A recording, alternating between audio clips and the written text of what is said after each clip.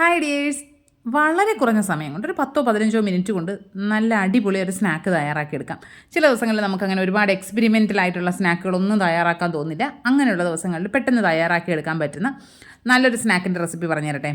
അതിനായിട്ട് നമുക്ക് ആദ്യം ഒരു ബൗളിലേക്ക് 1 കപ്പ് മൈദ ചേർക്കാം. ഞാനിന്നിപ്പോൾ മൈദയാണ് യൂസ് ചെയ്യുന്നത്. നിങ്ങൾക്ക് ഗോതമ്പ് പൊടിയാണ് ചേർക്കാൻ ഇഷ്ടമെങ്കിൽ ഗോതമ്പ് പൊടി ഉപയോഗിച്ചും ചെയ്തെടുക്കാൻ പറ്റും. ടേസ്റ്റിൻ്റെ കാര്യത്തിലൊന്നും ഒരു കോംപ്രമൈസും ഉണ്ടാവില്ല കേട്ടോ. ഇനി നമുക്കിതിലേക്ക് ചേർത്ത് കൊടുക്കേണ്ടത് ബേക്കിംഗ് പൗഡറാണ്. 1/2 ടീസ്പൂൺ ബേക്കിംഗ് പൗഡർ ചേർത്ത് കൊടുക്കുന്നുണ്ട്. ബേക്കിംഗ് സോഡയല്ല, അത് പ്രത്യേകം ശ്രദ്ധിക്കുക. ഈ ബേക്കിംഗ് പൗഡറൊക്കെ ഇപ്പോൾ എല്ലാ സൂപ്പർ മാർക്കറ്റുകളിലും കിട്ടും കേട്ടോ. ഇനി ഇതിലേക്ക് നമുക്ക് ചേർക്കേണ്ടത് 1/4 ടീസ്പൂൺ മഞ്ഞൾപ്പൊടിയാണ്. ചെറിയൊരു കളറിന് വേണ്ടി ചേർക്കുന്നതെന്നേ ഉള്ളൂ. നിങ്ങൾക്ക് ഫുഡ് കളർ യൂസ് ചെയ്യണമെങ്കിൽ ചെയ്യാം കേട്ടോ. ഇനി ഇതിലേക്ക് 2 നുള്ള് ഉപ്പ് ചേർത്ത് കൊടുക്കുന്നുണ്ട്. ഇനി ഇതിലേക്ക് 2 ടീസ്പൂൺ ഓയിൽ ചേർത്ത് കൊടുക്കുന്നുണ്ട്. ബട്ടർ വേണമെങ്കിലും യൂസ് ചെയ്യാവുന്നതാണ്. ഞാനിപ്പോൾ ഓയിലാണ് ചേർക്കുന്നത്. ഓയിൽ കൂടെ ചേർത്തിട്ട് നല്ലതുപോലെ കുഴച്ചെടുക്കുക.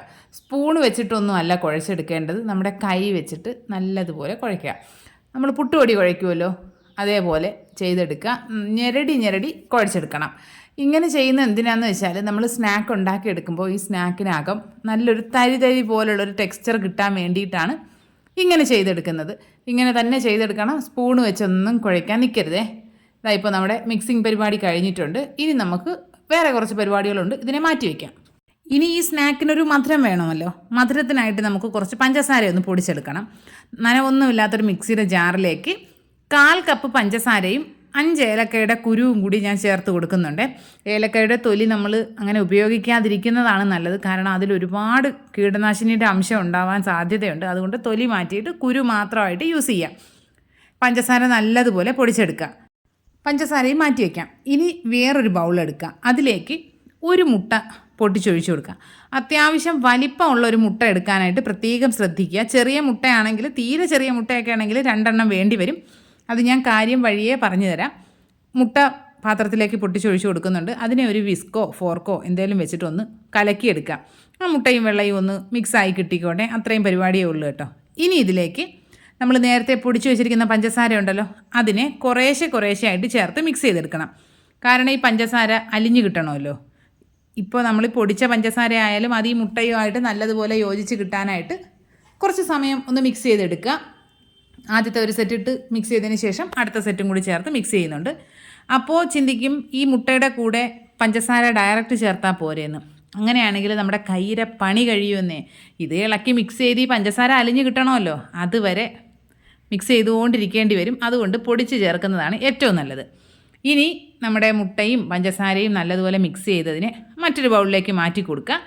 അതിലേക്ക് നമ്മൾ നേരത്തെ മൈദയിൽ മഞ്ഞൾപ്പൊടിയും ഉപ്പും ബേക്കിംഗ് പൗഡറും ഒക്കെ ഇട്ട് മിക്സ് ചെയ്ത് വെച്ചല്ലോ, അതിനെ 1 or 2 തവണയായിട്ട് ചേർത്ത് മിക്സ് ചെയ്തെടുക്കണം.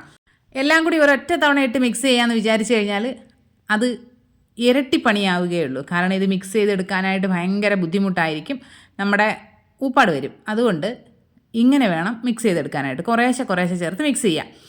ഇനി ഈ വിസ്ക് വെച്ചിട്ടുള്ള പരിപാടി നടക്കില്ല. കാരണം വിസ്കിനകത്ത് മുഴുവനായിട്ടും കയറി നിറയുന്നുണ്ട്. അതുകൊണ്ട് നമുക്ക് വിസ്ക് മാറ്റിയിട്ട് കൈ വെച്ച് കുഴച്ചെടുക്കുമ്പോൾ അതാ കണ്ടോ, കയ്യിൽ നന്നായിട്ട് ഒട്ടിപ്പിടിക്കുന്നുണ്ടേ. ഇങ്ങനെ ഒട്ടിപ്പിടിച്ച് കഴിഞ്ഞാൽ നമുക്ക് കുഴച്ചെടുക്കാൻ പറ്റില്ല. അതുകൊണ്ട് എന്ത് ചെയ്യണം, ഇനി നമുക്കിതിലേക്ക് കുറച്ച് പൊടി ചേർത്ത് കൊടുക്കണം. പല പൊടികൾക്കനുസരിച്ചും വെള്ളത്തിൻ്റെ അളവ് വ്യത്യാസപ്പെടും. അതുകൊണ്ട് ഇതിലിപ്പോൾ ഞാൻ ആദ്യം 1 ടേബിൾ സ്പൂൺ പൊടി എടുത്തിട്ട് അത് ചേർത്ത് കൊടുക്കുന്നുണ്ട്. അത് ചേർത്ത് കുഴച്ച് നോക്കുക. മാവ് ഒരു ചപ്പാത്തി പരുവമല്ല, അതിനേക്കാളും കുറച്ചുകൂടി സോഫ്റ്റ് ആയിട്ടുള്ളൊരു ഡോ ആക്കി വേണം എടുക്കാനായിട്ട്. ചിലപ്പോൾ നിങ്ങൾ മാവ് കുഴച്ച് വരുമ്പോൾ പെട്ടെന്ന് അങ്ങ് ഡ്രൈ ആയി മാവ് തീരെ കുഴഞ്ഞില്ല എന്ന് തോന്നുകയാണെങ്കിൽ പാലോ വെള്ളമോ ഒന്നും ചേർക്കാൻ പാടില്ല. അതിലേക്ക് ഒരു മുട്ട ഇതുപോലെ എടുത്ത് നന്നായിട്ട് അടിച്ച് പതപ്പിച്ചിട്ട് കുറേശ്ശെ അത് ചേർത്ത് വേണം കുഴച്ചെടുക്കാനായിട്ട്. വെള്ളം ഒന്നും ഉപയോഗിച്ച് കഴിഞ്ഞാൽ അതിൻ്റെ പരുവമേ തെറ്റിപ്പോവും. ഇപ്പോൾ ഞാൻ ആ 1 ടേബിൾ സ്പൂൺ മാവ് കൂടി ചേർത്തിട്ട് നല്ലതുപോലെ സോഫ്റ്റാക്കി കുഴച്ചെടുത്തിട്ടുണ്ട്. ഇനി നമുക്ക് ഇതുപോലെ ഒരു കൗണ്ടർ ടോപ്പ് ക്ലീൻ ചെയ്ത് അതിലേക്ക് കുറച്ച് ഓയിലൊന്ന് സ്പ്രെഡ് ചെയ്ത് കൊടുക്കാം. നിങ്ങളിപ്പോൾ ചപ്പാത്തി പലകയോ അല്ലാത്ത ഷീറ്റോ എന്തെങ്കിലുമാണ് യൂസ് ചെയ്യുന്നതെങ്കിൽ അതിലിതേപോലെ ചെയ്ത് കൊടുക്കാം. ഇനി നമുക്ക് ഈ മാവിനെ 2 പോർഷനാക്കി എടുക്കാം.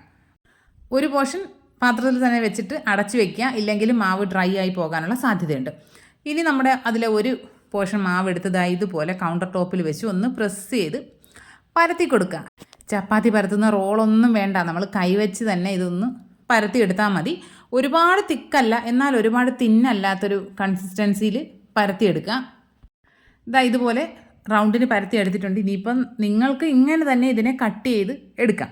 പക്ഷേ ഞാനിപ്പോൾ വീഡിയോ എടുക്കുന്നത് കൊണ്ട് ഒരു സ്റ്റൈൽ വേണമല്ലോ എന്ന് കരുതിയിട്ട് മാത്രം അതിൻ്റെ സൈഡൊക്കെ ഒന്ന് കട്ട് ചെയ്തിട്ട് ഇതിനെ ഒരു റെക്റ്റാങ്കിൾ ഷേപ്പിലേക്ക് മാറ്റിയെടുക്കുന്നുണ്ട്. നമ്മൾ വീട്ടിൽ ചെയ്യുമ്പോൾ അങ്ങനെയൊന്നും ചെയ്യേണ്ട കാര്യമില്ല. അല്ലാതെ അങ്ങ് കട്ട് ചെയ്ത് ചെറിയ ചെറിയ കഷ്ണങ്ങളാക്കി എടുക്കുക, എണ്ണയിലേക്ക് ഇടുക, അത്രേ പാടുള്ളൂ. ഞാനൊരു ഭംഗി ആയിക്കോട്ടെ എന്ന് കരുതി ചെയ്യുന്നു, അത്രയേ ഉള്ളൂ കേട്ടോ. ഇതാ ഇതുപോലെ ചെറിയ ചെറിയ കഷ്ണങ്ങളാക്കി എടുക്കുക. ഇനി ഇതാ ഇതിനെല്ലാം ഇങ്ങനെ നമ്മൾ എടുത്ത് പ്രത്യേകം വെക്കുക കേട്ടോ. അല്ലാതെ ഒന്നിച്ച് വാരി എണ്ണയിലേക്ക് ഇടാമെന്ന് വെച്ചാൽ മൊത്തത്തിൽ ഒട്ടിപ്പോവും. അതുകൊണ്ട് ഇങ്ങനെ സെപ്പറേറ്റ് ആക്കി വെക്കണം. എന്നിട്ട് പാത്രത്തിൽ നല്ലതുപോലെ എണ്ണ ഒന്ന് ചൂടായി വരുമ്പോൾ അതിലേക്ക് കുറേശ്ശെ ആയിട്ട് ഇട്ട് കൊടുക്കുക. ഇട്ട് കൊടുക്കുമ്പോൾ പ്രത്യേകം ശ്രദ്ധിക്കുക, എണ്ണയിലേക്ക് ഇടുമ്പോൾ എണ്ണ പുറത്തേക്ക് തെറിക്കാതിരിക്കാൻ പ്രത്യേകം ശ്രദ്ധിക്കണം. ഞാൻ ഈ ഇടുമ്പോൾ മുഴുവനായിട്ട് എൻ്റെ കയ്യിൽ എണ്ണ തെറിക്കാറാണ് പതിവ്. കയ്യിൽ ഈ താഴ്ഭാഗം ഫുള്ളായിട്ട് ഇങ്ങനെ പൊള്ളി പാട് കിടപ്പുണ്ട്. എന്ത് ചെയ്യാനാണ്? ഈ വീഡിയോ എടുക്കുകയോട് ചെയ്യുന്നത് കൊണ്ട് നമ്മുടെ ആ ഒരു ശ്രദ്ധ ക്യാമറയിലേക്കും കൂടി വരുമല്ലോ. കറക്റ്റായിട്ട് അതിൽ കിട്ടുന്നുണ്ടോ എന്നുകൂടി ശ്രദ്ധിക്കുമ്പോഴാണ് അങ്ങനെ സംഭവിക്കുന്നത്. പോട്ടെ. പിന്നെ നമ്മൾ ഈ എണ്ണ നല്ലതുപോലെ ചൂടായതിന് ശേഷം വേണം മാവ് ഇതിലേക്ക് ഇട്ട് കൊടുക്കാൻ. ഇട്ട് കൊടുത്തിട്ട് ഇളക്കി കൊടുക്കുക ഇങ്ങനെ. കാരണം ഇതിനെ നമുക്ക് തിരിച്ചും മറിച്ചൊന്നും ഇടാൻ പറ്റില്ല. കുഞ്ഞന്മാരായതുകൊണ്ട് തിരിച്ചും മറിച്ച് ഇടാൻ പറ്റില്ല. അപ്പോൾ ഇങ്ങനെ ഇളക്കി കൊടുത്തുകൊണ്ടിരിക്കുക. ഇളക്കിയിട്ട് ഗോൾഡ് കളറാക്കി എടുക്കണം. പിന്നെ ഏറ്റവും ചെറിയ ബർണറിൽ വെക്കാൻ പറ്റുമെങ്കിൽ അത്രയും നല്ലത്. കാരണം വലിയ ബർണറിലൊക്കെ ആണെങ്കിൽ പെട്ടെന്ന് കരിഞ്ഞു പോകാനുള്ള സാധ്യതയുണ്ട്. അപ്പോൾ അതുകൊണ്ട് നന്നായിട്ട് ഇളക്കി മിക്സ് ചെയ്ത് ഫ്രൈ ചെയ്ത് കോരി എടുക്കണം. എന്താ ഇപ്പോൾ നമ്മുടെ ആദ്യത്തെ സെറ്റ് ഫ്രൈ ആയിട്ടുണ്ട്. അതിനെ നമുക്ക് കോരി മാറ്റി വയ്ക്കാം. അടിപൊളി ടേസ്റ്റാണ്. ഇതുവരെ നിങ്ങൾ ട്രൈ ചെയ്ത് നോക്കിയിട്ടില്ലെങ്കിൽ എന്തായാലും ഒന്ന് ട്രൈ ചെയ്ത് നോക്കണം. മസ്റ്റ് ട്രൈ ആയിട്ടുള്ള റെസിപ്പിയാണ്. നല്ല കറുമുറുന്നിരിക്കും. ഇങ്ങനെ കഴിച്ചുകൊണ്ടിരിക്കുക, നമ്മളിങ്ങനെ കപ്പലണ്ടി കുറയ്ക്കുന്നത് പോലെ കഴിച്ചുകൊണ്ടിരിക്കാൻ തോന്നും. അത്രയ്ക്ക് ടേസ്റ്റുള്ള സ്നാക്കാണ്. പുറമേ നല്ല ക്രിസ്പി ആയിരിക്കും, അകത്ത് കുറച്ച് പോർഷനല്ലേ ഉള്ളൂ. അപ്പോൾ അകത്ത് കുറച്ചൊരു സോഫ്റ്റ്നെസ് ഒക്കെ ആയിട്ട് നല്ല ടേസ്റ്റാണ്. എല്ലാ കൂട്ടുകാരും ട്രൈ ചെയ്ത് നോക്കുക. ഫീഡ്ബാക്ക്സ് കമൻറ്റ് ബോക്സിൽ അറിയിക്കുക. വീഡിയോ ഇഷ്ടപ്പെട്ട് കഴിഞ്ഞാൽ ലൈക്ക് ചെയ്യുക, കമൻറ്റ് ചെയ്യുക, ഷെയർ ചെയ്യുക, ചാനൽ സബ്സ്ക്രൈബ് ചെയ്യുക. ഇനി നമുക്ക് മറ്റൊരു അടിപൊളി വീഡിയോ ആയിട്ട് ഉടനെ തന്നെ കാണാം. അതുവരെ എല്ലാ കൂട്ടുകാർക്കും ബൈ.